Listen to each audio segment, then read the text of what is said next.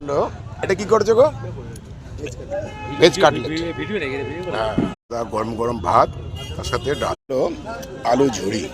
ভাত ডাল খেতে না খেতেই পড়ে গেল এঁচড়ের তরকারি। তারপরে পড়লো গরম গরম খাসির মাংস। খাসির মাংসটা পুরো গরম গরম।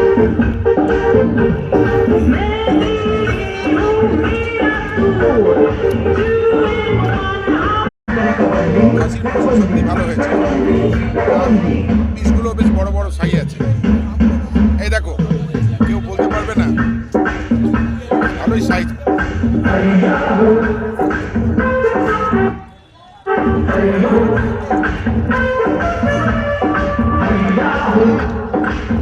পড়বে পড়বে।